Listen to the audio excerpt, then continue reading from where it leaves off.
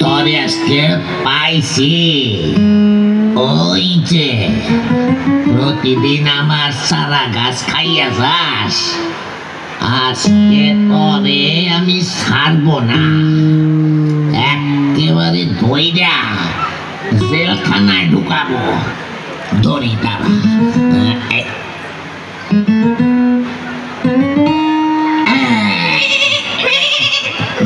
ধরছি করে কোনো লাভ হবে না, ধরছি কোনো লাভ হবে না।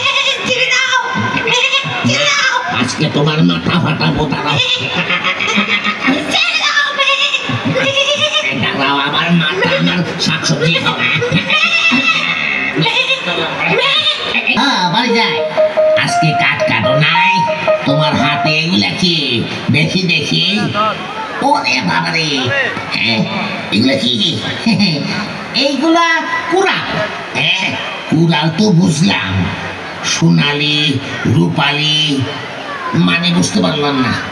এখানে একটা সোনার কুড়াল, একটা রূপার কুড়াল, আর একটা লোহার কুড়াল। সোনার কুড়াল, রূপার কুড়াল জীবনে তো দেখি নাই ভাই। দেখি দেখি, হায় হায় রে, পাইলা কই এগুলা, পাইলা কই? এই পরিবুবু দিয়েছে। পরিবুবু? আরে পরিবুবু কি?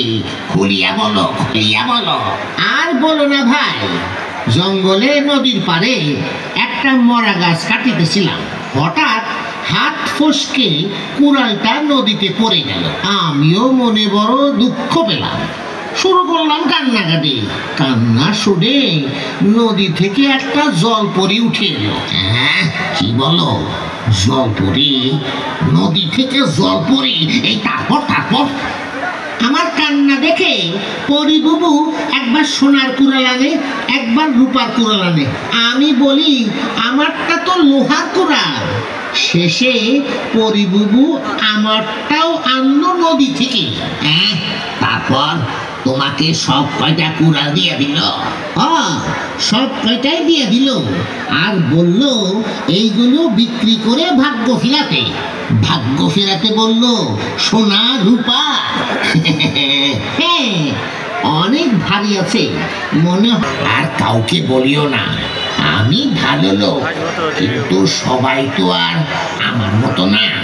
তুমি এখন বাড়ি যাও, আমিও যাই। আচ্ছা ঠিক আছে বকর ভাই, আমি এখন যাই। জঙ্গলে নদীর পাড়ে মরা গাছটির নিচে, জঙ্গলে নদীর পাড়ে মরা গাছ।